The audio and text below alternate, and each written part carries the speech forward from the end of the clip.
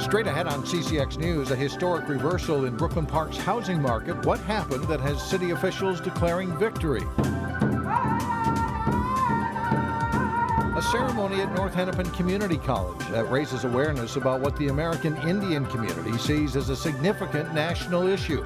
But first, a fire in Plymouth that destroyed a home and sent one man to the hospital. CCX News starts right now. Hello, everyone, and thanks for joining us. A late-night fire in Plymouth destroys a home where at least 6 people were living. Everyone was able to get out, but when firefighters first arrived after 11:30 Tuesday night, they thought that one person might still be inside. When I came, the fire was coming out of the front door also at that point. So that first floor, there wasn't a lot of space that someone could survive, whether it was from the direct heat and flame or because of all the toxic smoke. It was later determined that everyone was out of the home. The cause of the fire is still under investigation, but firefighters know it started in the back near a 3-season porch. The home is uninhabitable due to smoke and water damage. Plymouth Fire Chief Roger Coppa says one man was taken to North Memorial Hospital with non-life-threatening injuries after he was rescued from a basement bedroom. The roommates basically broke a window out, went in and woke up the roommate and then took them back out of that basement window. It took 50 firefighters about 3 hours to knock down the fire. In what's described as a sad tale of regionalism, a possible transit tax increase is on hold. It may have helped pay for the Bottineau Light Rail line. On Tuesday, the Hennepin County Board tabled a proposal that would have increased a local sales tax by a $0.25 to pay for mass transit projects. The proposal's future ultimately rests on whether a regional transit improvement board consisting of 5 metro counties would dissolve. There is disagreement within the board, with Dakota County arguing that the others over how much money that Dakota County is owed. Meanwhile, lawmakers at the state capitol continue to balk at funding the state share for both the Southwest and the Bottineau Light Rail projects.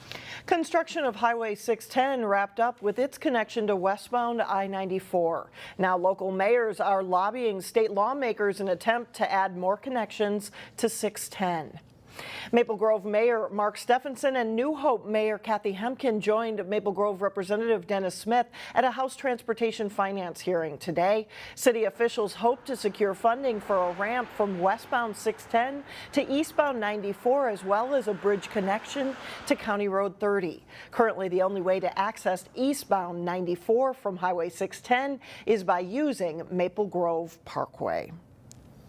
By just about every measure, the Twin Cities housing market has rebounded from the crash of 2008. That's especially true in Brooklyn Park. Delane Cleveland joins us now with a significant recovery story. Delane? Mike and Alex, Brooklyn Park officials say the rate of foreclosed homes in the city is at a historic low. It's due in part to efforts made in the past to reverse the trend, which are now paying dividends. Home improvement projects are time-consuming and hard work. But the work being done to this home in Brooklyn Park is part of a program to bring stability to the neighborhood. So we see a lot of vacant and dilapidated homes because no one's taking care of them. And it impacts people's decisions on where to live. Brooklyn Park's Economic Development and Housing Director says that during the peak of the foreclosure crisis in 2009, the city had 950 foreclosed homes. To reverse that trend, they teamed up with the federal government through the Neighborhood Stabilization Program, where the city received money to rehab homes and provide support for families at risk of foreclosure. So we found that investment is translated into others wanting to stay in the neighborhoods, and hopefully that's helped turn the trend.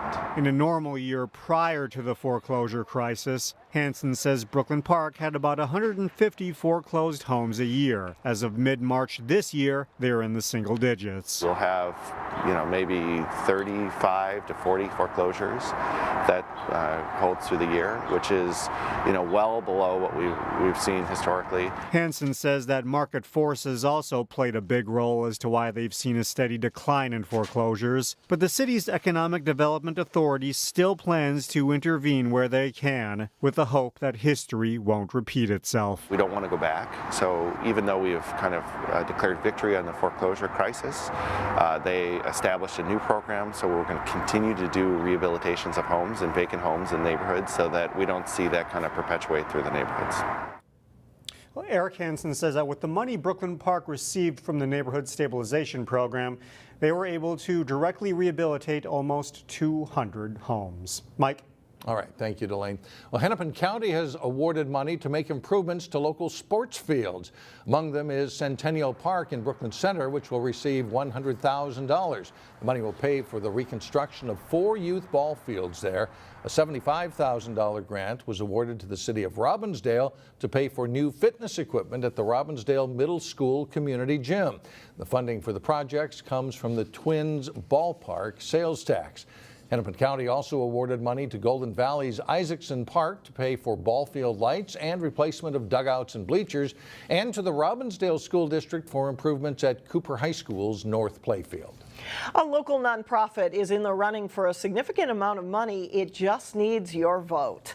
Hope for Youth, which serves homeless youth in the area, is one of 2 nonprofits left in a charity bracket challenge. The contest is put on by Farrell's Extreme Body Shaping, which has locations in 10 states, and the Brooklyn Park location nominated Hope for Youth. The winning charity receives $5,000. And we would encourage people to get out there and support Hope for Youth. What they do impacts the community, so helping to support this organization and hopefully bring that $5,000 to them. $5,000 is pretty significant when you look at a small charity's overall budget. At last check, Hope for Youth was trailing an Iowa nonprofit by only 100 votes. Voting ends at 11:50 p.m. Thursday night, and to vote you can go to Farrell's Extreme Body Shaping Facebook page. It was a day of learning and celebration at North Hennepin Community College. The school hosted its annual American Indian Community Day with a series of events and guest speakers, and we get more from Eric Nelson.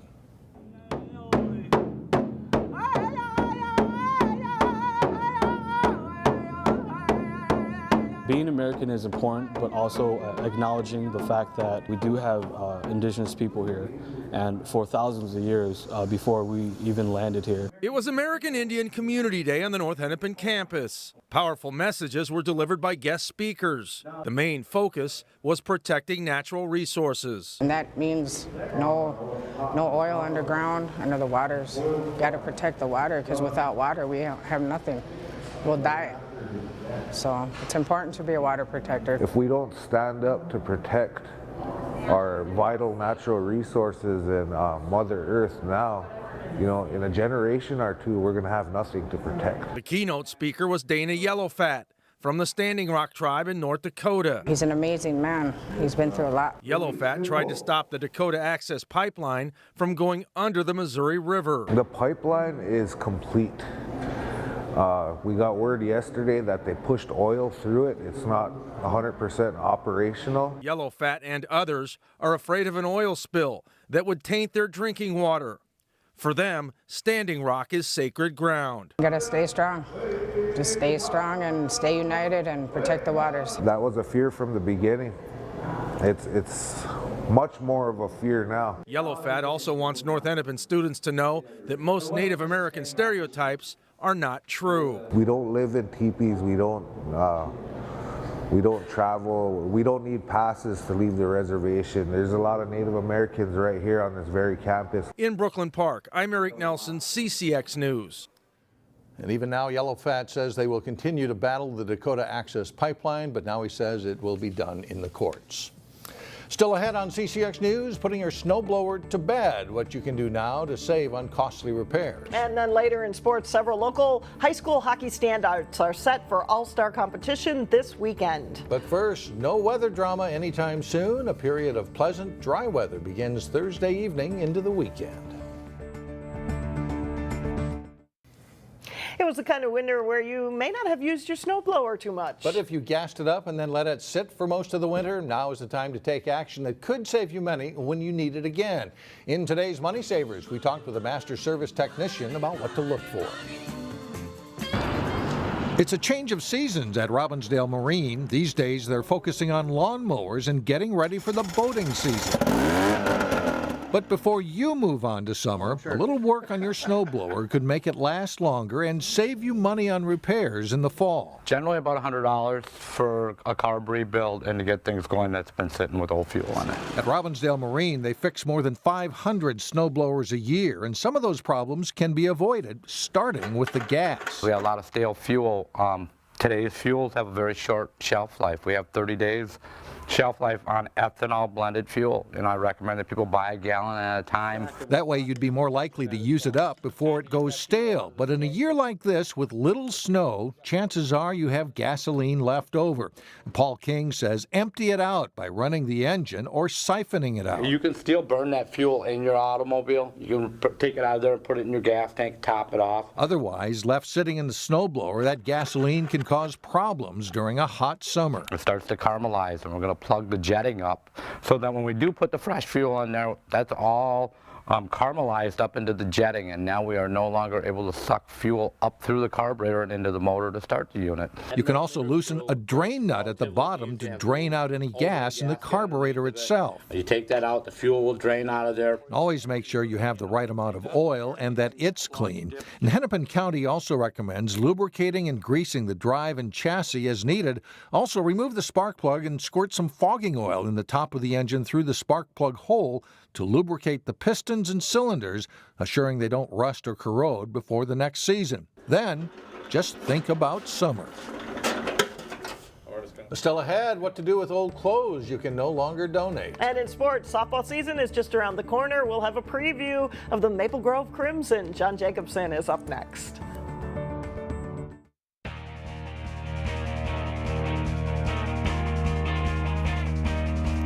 I'm John Jacobson with sports. The Minnesota High School Hockey Coaches Association and Minnesota Hockey are getting ready for a big weekend of high school hockey. It's the Ted Brill Grade A Tournament, providing 3 days of hockey for prep players looking to play college or junior hockey who have not yet made a commitment to a team. 8 teams play 3 games each. 4 of the teams are seniors from the class of 2017, while the other 4 are made up of high school juniors born in 1999. Among the 15 local players selected to play in the Grade A, Maple Grove's number 9, Justin Kelly, who had 52 points for the Crimson this season. Wayzata's number 22, Griffin Ness. He's on the roster for the combined Section 2 and Section 6 team for the juniors. Ness netted 13 goals with 15 assists for the Trojans. Armstrong Cooper's number 11, Eric Evans, was one of 6 local players picked to skate for the Section 2 and 6 senior team. Evans scored 12 goals and had 24 assists and was all conference for the Wings. Here's a look at the local players selected to play this weekend. The high performance senior team includes players from both Sections 4 and 5, and those players are Keegan Bauman of Champlain Park, Jared Camarada and Kelly of Maple Grove, and Sam Henches of Tutino Grace. The HB 18 team includes Champlain Park's Cole Julian and Matthew Jaggle of Maple Grove.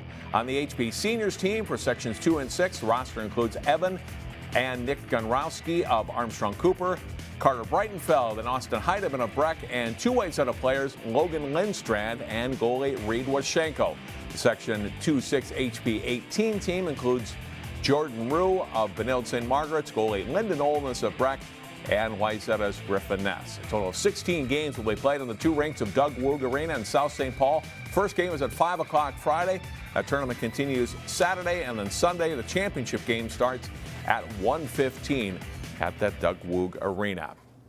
Minnesota will select 2 teams, 1 senior and 1 18, to skate in the CCM National Invitation Tournament April 20th through the 23rd at the Plymouth Ice Center. As April approaches, it won't be long until local high school softball teams take the field for the first games. Maple Grove is hoping for big things this spring. Here's Jay Wilcox with more. After a senior-filled Maple Grove softball team placed 3rd in the state tournament 2 seasons ago, it was a new group last spring. The Crimson fell just short of a return trip to state, losing the second of a section final doubleheader to Spring Lake Park. Here is a liner to right and drops in, and they win it. We kind of are hungry after the end, how we ended last season up. We want to get to state this year, and last year we got so close, and we know that we can get it this year. This spring, much of the varsity lineup returns. Things have looked good in early workouts, and there's plenty of optimism. Compared to last season, this season, I personally feel really confident with our team. Last year we had a little change and had a lot of new girls in our team, and this year we're all pretty much returners. And we didn't have that many spots to fill with our seniors last year. It was actually a lot easier transition this year. You know, we're returning 11 of the 12 kids who played meaningful minutes for us last year, and this group, you know, we lost in the section final if game to Spring Lake Park. And we were super young, so you know it's been really a lot easier. You know, the first couple days that once we had teams separated, we ran practice and stuff that maybe took us 2 days to get through last year. It just took us 1 day to get through this year. Among the key returners, second baseman Eleanor Shuddy, center fielder Taylor Wenty, first baseman Sophie Culhane, utility player Sydney Cashman, and pitcher Lauren Anderson. 2 newcomers will also help. Pitcher Ava Dueck comes from Providence Academy, and middle infielder Jade Tomaszek moved in from California. It's a team that should do a lot of things well. Overall, I think our defense is very, very solid. I think we will be moving around girls in different positions and kind of testing things out in the beginning, but I think definitely our defense will be strong. We have been focusing on our hitting a lot. Maple Grove's always a strong contender in the Northwest Suburban Conference, and after tying for 4th last season, they aim to be at the top this spring. Jay Wilcox, CCX Sports. Aaron Roll, Taylor Rosacker, and Marie Palance are also key returners for the Crimson. Maple Grove opens the season Tuesday, April 11th at home against Champlain Park. We'll be right back.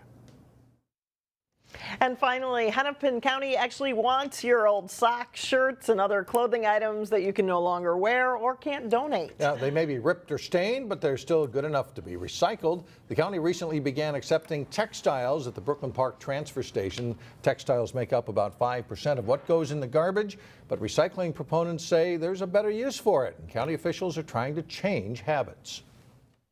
It's not just clothing. There's a wide range of materials that we can take. We can take belts, shoes, pillows, bedding, curtains, pet beds, stuffed animals. So it's not just your clothing, anything that's textile. If you're not using it anymore and no one else can use it, we can recycle it. A private company collects the textiles for recycling and actually pays the county a small amount of money. And if you have clothing to be recycled, they ask that just make sure it's dry and bring it down in a plastic bag. Don't throw it in the trash. No, good time to clean out too. Spring cleaning. That's right. So. That's it for now. Thanks so much for joining us, everyone. We will see you back here again on Thursday starting at 4 o'clock.